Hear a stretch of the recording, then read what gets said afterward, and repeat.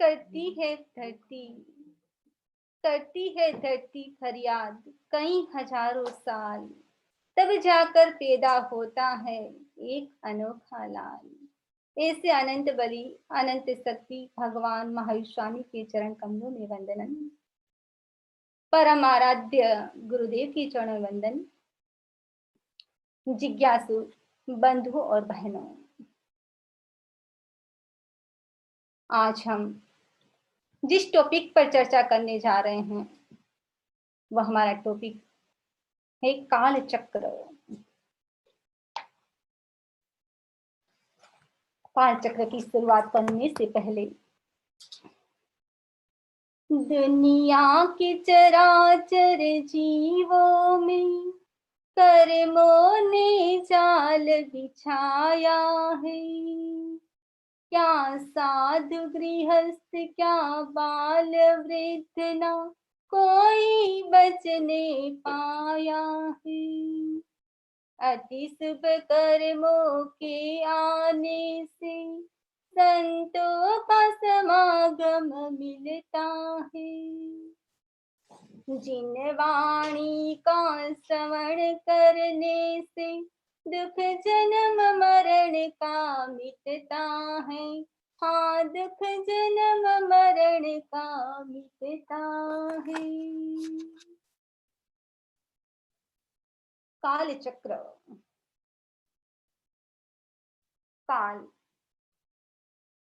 काल शब्द सुनते ही ऐसा लगता है यमराज आ गया, मृत्यु आ गई। लेकिन यहाँ पर हम ना तो मृत्यु की चर्चा करने वाले हैं, ना तो यमराज की चर्चा करने वाले हैं। हम समय चक्र की चर्चा करेंगे।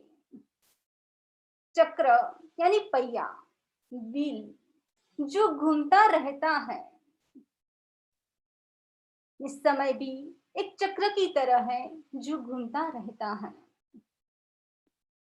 तो हम काल चक्र के बारे में चर्चा करेंगे।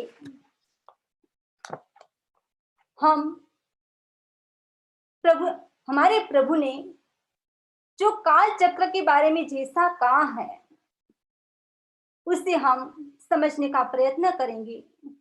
हमारे मन में शायद प्रभु के ज्ञान में तर्क हो सकता है, शंका हो सकती है, तो हमें सिर्फ एक ही भाव में रहना है।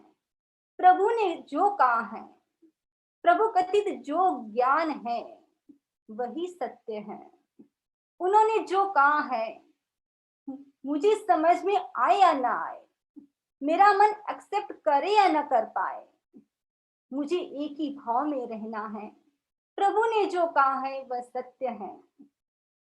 यह स्टार्ट करने से पहले तवमेव सत्यम, यानी प्रभु ने जो कहा है वह सत्य है।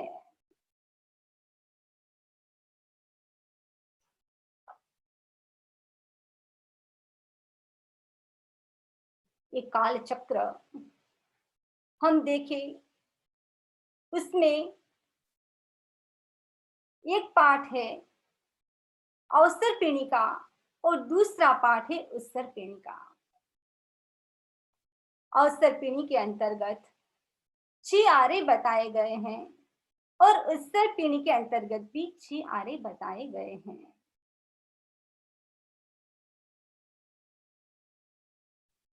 हम काल चक्र की चर्चा करने से पहले हम आकाश के बारे में जानेंगे।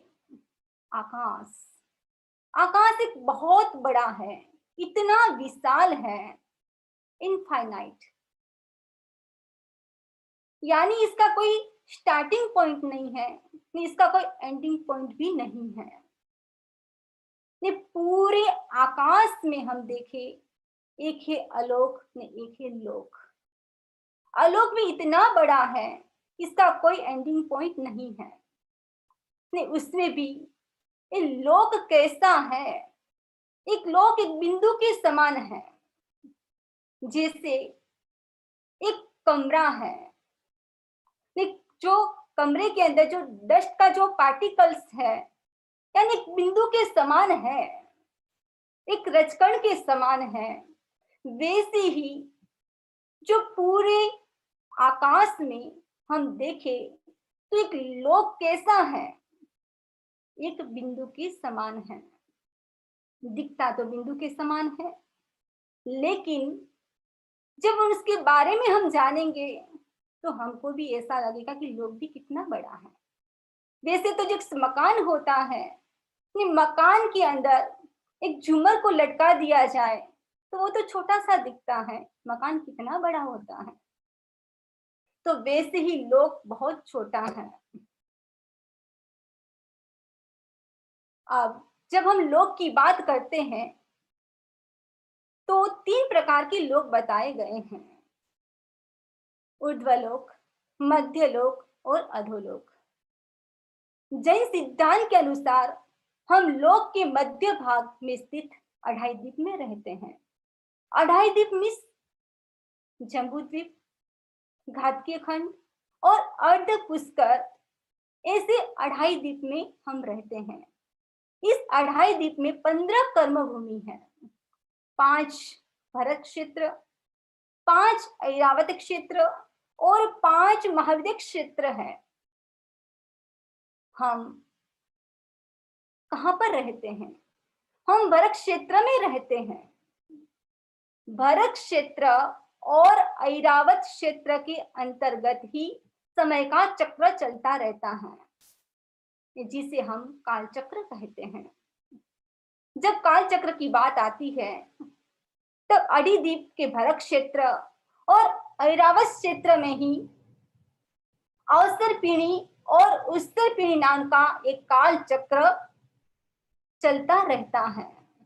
बाकी किसी क्षेत्र में अवसर पीढ़ी और उत्तर पीढ़ी नाम का काल चक्र नहीं चलता है। हम देखें इस पिक्चर के अंतर्गत ऊर्ध्वलोक और अधोलोक, वहां पर कोई समय का चक्र नहीं चलता है, एनी टाइम एक जैसा समय रहता है। नरक के जीवों में, नरक गति में अलग अलग प्रकार की वेदनाएं हैं। पहली नरक में जो वेदना है उससे ज्यादा दूसरी नरक में, दूसरे से ज्यादा तीसरी नरक में, यानी एनी टाइम वो कष्ट भोगते रहते हैं। ऊर्ध्वलोक में हम देखें कितनी समृद्धि है, वो सुख का भोग करते रहते हैं। लेकिन ये जो काल चक्र है वो मध्य लोक में चलता रहता है।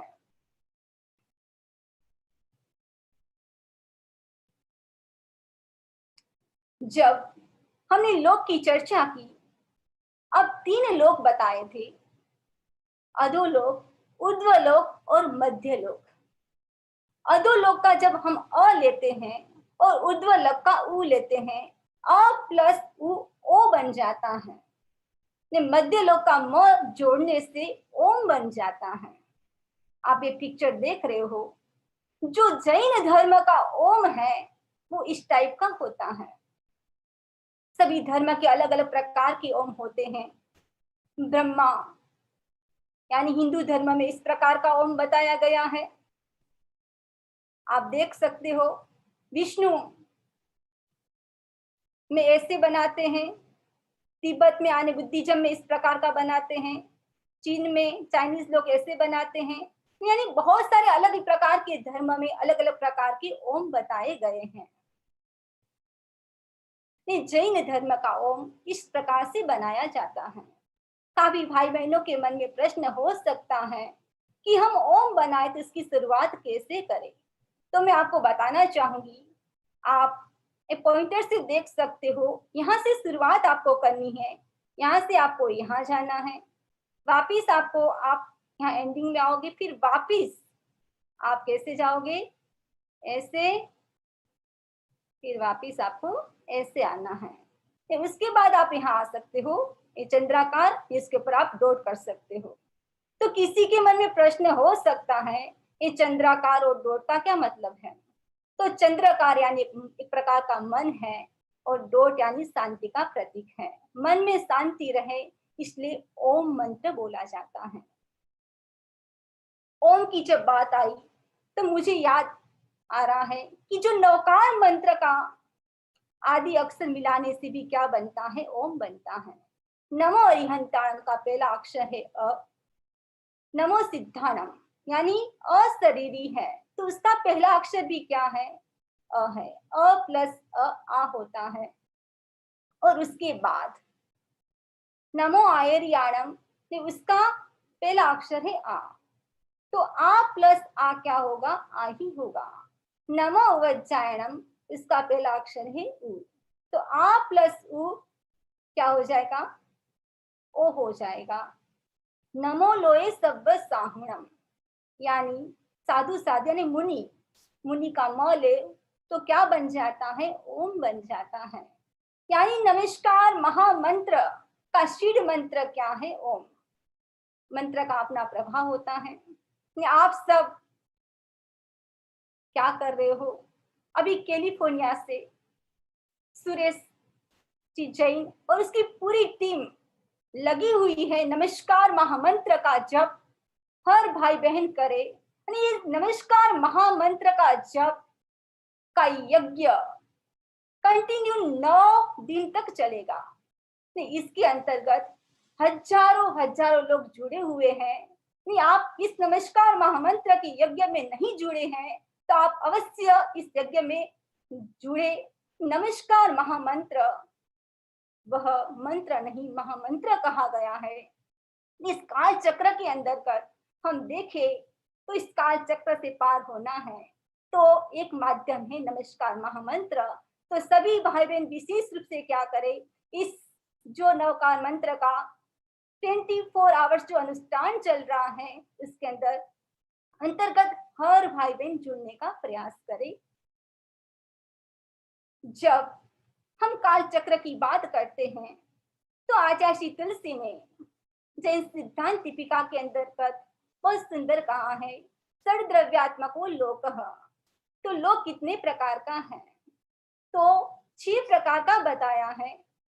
धर्मास्तिकाय, अधर्मास्तिकाय, आकाशास्तिकाय, पुद्गलास्तिकाय, जीवास्तिकाय, काल। आकाशास्तिकाय मीडियम ऑफ मूवमेंट, अधर्मास्तिकाय मीडियम ऑफ रेस्ट, आकाशास्तिकाय स्पेस, पुद्गलास्तिकाय मैटर नॉन लिविंग थिंग्स, जीवास्तिकाय लिविंग बींग्स, काल मीन्स टाइम। तो हम विशेष रूप से यहाँ पर हम काल यानी टाइम के बारे में चर्चा करेंगे। उससे पहले हम थोड़ा सा ब्रीफ में धर्मास्तिकाय, अधर्मास्तिकाय, आकाशास्तिकाय, पुद्गलास्तिकाय और जीवास्तिकाय के बारे में हम जानेंगे। ये 6 प्रकार के द्रव्य बताए गए हैं। जैन श्रावक को 6 द्रव्य और 9 तत्व के नाम जरूर आने चाहिए, इसकी जानकारी भी होनी चाहिए। जैन धर्म के बहुत बड़े आचार्य हुए हैं आचार्य श्री तुलसी, जिन्होंने एक पुस्तक लिखी श्रावक संबोध। वो स्पेशल अंतिम पुस्तक लिखी गई, वो स्पेशल श्रावकों के लिए लिखी गई। उसके अंतर्गत 9 तत्वों के बारे में एक सुंदर श्लोक है। जानो जीव अजीव में पुण्य पाप की बात, आश्रम श्रमवर निर्जरा बंध मोक्ष विख्यात। कहने का मतलब यही है कि हर जैन श्रावक और श्राविका को बिगनिंग में 6 द्रव्य और 9 तत्वों की जानकारी होनी चाहिए। तो सबसे पहले हम धर्मास्तिकाय के बारे में चर्चा करते हैं। धर्मास्तिकाय यानी जो गति में सहायता करता है, जीव और पुद्गल की जो गति में सहायता करता है वह धर्मास्तिकाय कहलाता है। जैसे पानी है तो पानी के अंदर आप देख रहे हो कि मछली तैर रही है, तो पानी क्या करता है? उसको सहायता करता है। पानी ऐसा नहीं कहता है तुम तैरो, मछली स्विमिंग करती है तो क्या कर, तो पानी उसको सहायता करता है। वैसे ही मनुष्य इस वर्ल्ड में चलता है। तो जो धर्मास्तिकाय नाम का ऐसा तत्व है, द्रव्य है, जो हमको चलने में सहायता करता है, जीव और पुद्गल दोनों को सहायता करता है, वह है धर्मास्तिकाय। धर्मास्तिकाय द्रव्य से एक द्रव्य है, वो पूरे लोक में है। क्षेत्र से लोक परिमाण, लोक यानी कमर के ऊपर दोनों हाथ रख दो दोनों पैर को चौड़ा कर दो, और जो आकार बनता है वो लोक का आकार बनता है। चित्र से वो लोक परिमाण है धर्मास्तिकाएं, यानी लोक में ही है, अलोक में नहीं है। काल से अनादि अनंत, यानी इसका कोई बिगनिंग पॉइंट नहीं है, उसका कोई एंड भी नहीं है। भाव से अरूपी, वो हमको दिखता नहीं है। गुण से गतिशील पदार्थों की गति में अपेक्षित सहायता करना, यानी जो भी पदार्थ है जीव और पुद्गल की गति में क्या करता है, वो सहायता करता है। अधर्मास्तिकाएं, अधर्मास्तिकाएं का मतलब है कि वो क्या करता है, स्थिर रहने में सहायता करता है। यदि कोई व्यक्ति चल रहा है और थक जाता है तो वो क्या करता है, पेड़ के नीचे विश्राम करता है। तो अधर्मास्तिकाएं नाम का ऐसा द्रव्य है जो स्थिर रहने में सहायता करता है जीव और पुद्गल को। अधर्मास्तिकाएं द्रव्य से द्रव्य है, क्षेत्र से पूरे लोक परिमाण है, पूरे लोक में है, काल से अनादि अनंत है, भाव से अरूपी है, हमको दिखता नहीं है, गुण से पदार्थों की स्थिर रहने में अपेक्षित सहायता करता है। हम देखें, धर्मास्तिकाएं और अधर्मास्तिकाएं जैन धर्म की विशेष देन है, जिसको जैन धर्म ने माना है। यदि धर्मास्तिकाएं नाम का द्रव्य नहीं होता तो क्या हम चल पाते? नहीं चल पाते, तो हम स्थिर हो जाते। अधर्मास्तिकाएं नाम का द्रव्य नहीं होता तो हम क्या स्थिर हो पाते? नहीं हो पाते, हम चलते ही रहते। इसके बाद आता है आकाशास्तिकाएं। आकाशास्तिकाएं का मतलब है जो सबको स्थान देता है। जैसे कोई दीवार है, उसमें कील डाली तो उसके अंदर चली जाती है, दूध है उसके अंदर शक्कर डाली तो उसके अंदर मिल जाती है। आकाशास्तिका ऐसा द्रव्य है, पूरे लोक में अलोक में भी है, पर क्या करता है, सबको स्थान देता है। सब लोग कहते हैं ऊपर जो दिख रहा है वो आकाश है, वास्तव में वह आकाश नहीं है। आकाश तो सर्वत्र फैला हुआ है, हम जहां पर बैठे हैं वो आकाश है, जहां पर मकान बना है वो आकाश है, बहुत बड़ा पात्र है। आकाश द्रव्य से द्रव्य है, यानी पूरे लोक अलोक में फैला हुआ है, एक द्रव्य, यानी एक ही है आकाशास्तिका है। क्षेत्र से लोक अलोक परिमाण है, लोक में भी है और अलोक में भी है। काल से अनादि अनंत, इसका कोई आदि भी नहीं है, उसका अंत भी नहीं है। भाव से अरूपी, हमको दिखता नहीं है। गुण से भाजन गुण, यानी समस्त पदार्थों को अवकाश देना, स्थान देना, वो बहुत बड़ा पत्र के समान है।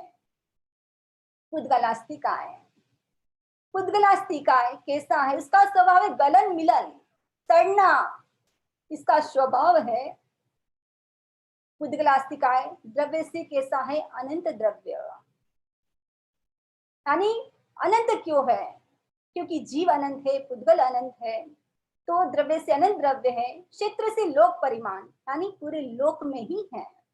काल से अनादि अनंत, इसका आदि भी नहीं है, अंत भी नहीं है। भाव से रूपी है। हम देखें कि हर व्यक्ति का आकर्षण है दुनिया में तो किसके प्रति, सबसे ज्यादा आकर्षण है तो पुद्गल के प्रति, ने जो हमको दिखता है। ने गुण से गलन मिलन स्वभाव, उसका गलना और मिलना उसका स्वभाव है। हम देख रहे हैं अपनी लाइफ को, हम छोटे थे, थोड़े बड़े हुए और ज्यादा बड़े हुए, ये क्या है, हमारा शरीर भी पुद्गलास्तिका है। मरने के बाद उस बॉडी को भी जलाया जाता है, लेकिन उसके अंदर जीव है, जो आत्मा है, वो अमर है। जीवास्तिकाएं, यानी जिसमें चेतना है उसको जीवास्तिकाएं कहा गया है। आप देख रहे पृथ्वी काय, अप काय, तेज काय, वायु काय, वनस्पति काय, नरक गति, त्रियंज गति, मनुष्य गति और देव गति, ये सब क्या है, जीवास्तिकाएं है, जिसमें चेतना है, सुख दुख का अनुभव होता है, इसको जीवास्तिकाएं कहा गया है। जीवास्तिकाएं द्रव्य से अनंत द्रव्य है, क्षेत्र से कैसा है, लोक परिमाण है, लोक पूरे लोक में है, काल से अनादि अनंत है, भाव से अरूपी, हमको दिखाई नहीं देता है। गुण से चैतन्य गुण, उसका चेतना जिसका गुण है वो जीवास्तिका है। अब हम जिस विषय के बारे में चर्चा करेंगे वो है काल। काल कैसा है, द्रव्य से अनंत द्रव्य है, क्योंकि और जीव और पुद्गल दोनों के ऊपर बरतता है, इसलिए द्रव्य से अनंत द्रव्य है। क्षेत्र से 2.5 दीप परिमाण, यानी जो समय का चेंज होता है वो 2.5 दीप में ही होता है। और काल से अनादि अनंत, वो अनादि काल से था और अनादि काल से रहेगा। ये भाव से अरूपी है, हमको दिखता नहीं है। ये गुण से वर्तन गुण, यानी उसमें सब कुछ परिवर्तन होता रहता है। अब काल ऐसा है जिसको द्रव्य के रूप में नहीं माना गया है, लेकिन काल जब मैं यहाँ पर आई थी तो 4 बजे थे, अब हम देखें लगभग 4:20 हो रही है। ये क्या है? काल के अनुसार हम समय को माप सकते हैं तो बहुत बड़ा माप है, लेकिन इसको हम सेकंडों में माप सकते हैं, इसको सूक्ष्म रूप से भी माप सकते हैं। काल की सबसे छोटी इकाई है समय। आंख की पलक झपके उसमें असंख्य समय बीत जाते हैं। नहीं, उस असंख्य समय का भी असंख्यात अभाग जिसको हम समय कहते हैं। एक काल चक्र हम किसके माध्यम से समझ सकते हैं? वॉच के माध्यम से समझ सकते हैं। जैसे एक घड़ी होती है, उसके माध्यम से भी समझ सकते। पहिया होता है, पहले गाड़ी होती थी, उसमें पहिए होते थे, और पहिए में क्या होते थे? सब आरे होते थे। 6 आरे इधर होते थे, 6 आरे इधर, यानी 12 और या आरे होते थे। उसको मिलकर क्या बनता है? एक पहिया बनता था। तो वैसे ही हम पहिए की उपमा से हम इस टाइम साइकिल को समझ सकते हैं। उसके बाद हम दूसरा भी एग्जाम्पल ले सकते हैं वॉच के माध्यम से। जैसी घड़ी होती है, उसके हम देखें कि 1 2, जैसे एक 3 4 5 6, ये क्या होता है? ऊपर से नीचे, यानी इसमें रास हो रहा है, और वापिस हम ऊपर की ओर जाते हैं। 7 8 9 10 11 12, तो इसमें विकास होता है। तो एक पार्ट को हम अवसर्पिणी कह सकते हैं, दूसरे पार्ट को हम उत्सर्पिणी कह सकते हैं। इस समय का चक्र हमेशा घूमता रहता है, जिसको हम काल चक्र कहते हैं। इसको हम अलग एग्जाम्पल से समझ सकते हैं। जैसे स्नेक होता है, वो कैसा होता है कि उसका मुंह, जैसे हम अवसर्पिणी के बारे में चर्चा करें तो सर का मुंह ऊपर से तो मोटा होता है, नीचे से धीरे धीरे पतला हो जाता है। यानी जो अवसर्पिणी काल है वो रास की ओर जा रहा है। उत्सर्पिणी यानी जो सर का जो निचला छोर है, नीचे से हम ऊपर जाते हैं तो उसका मुंह बड़ा हो जाता है, तो ये उत्सर्पिणी का विकास की ओर जाता है।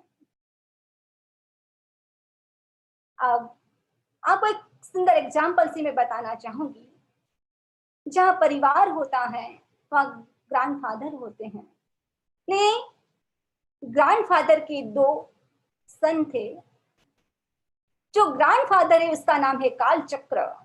उसके 2 पुत्र हैं, एक का नाम है अवसर्पिणी और दूसरे का नाम है उत्सर्पिणी। और पुराना जमाना रहा होगा, ये दोनों जो पुत्र हैं उसको 6 पुत्र हो जाते हैं, और 6 पुत्र है अवसर्पिणी काल की और 6 पुत्र है उत्सर्पिणी काल के।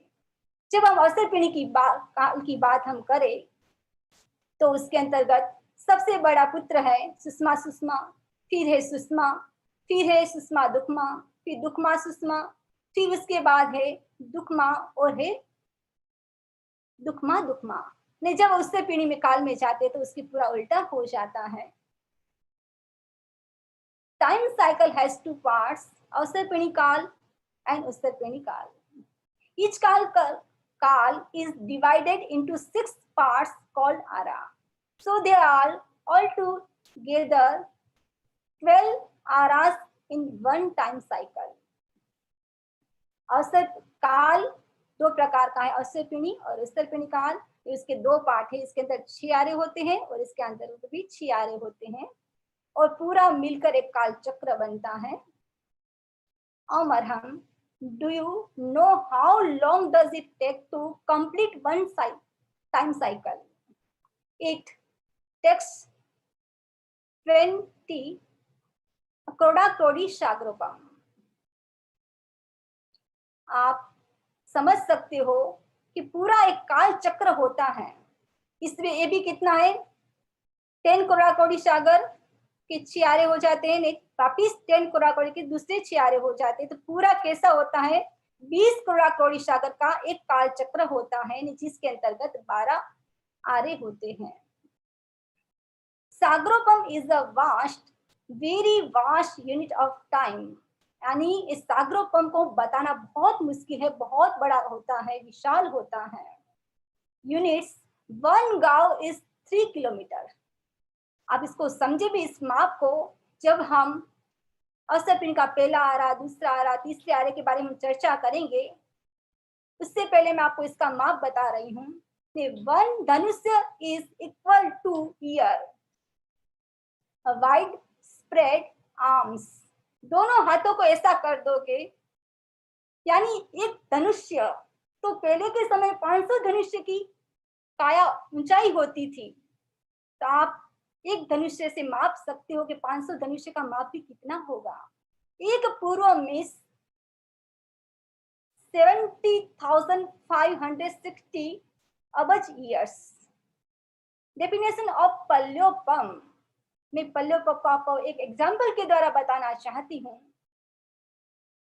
जैसे योगलिक होते हैं, योगलिक के बाल कितने पतले होते हैं।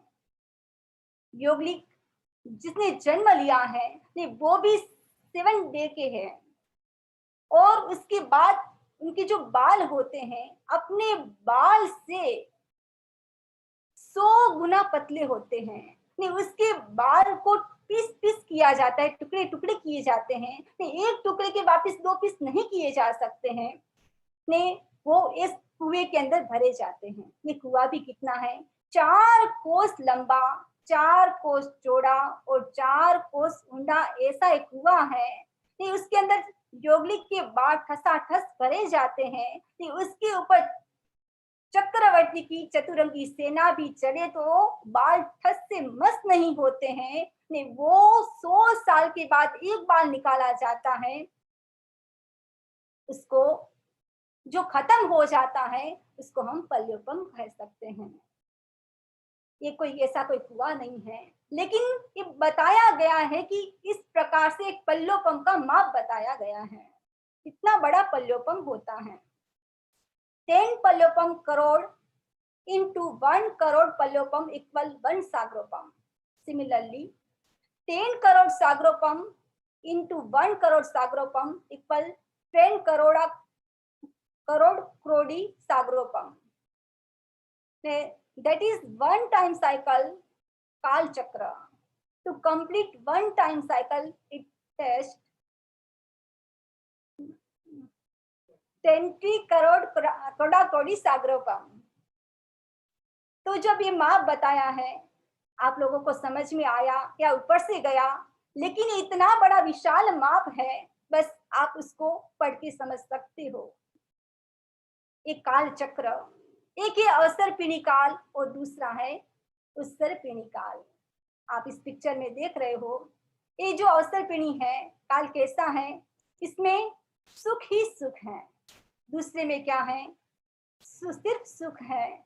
तीसरे में सुख और दुख है, इसमें दुख और सुख है।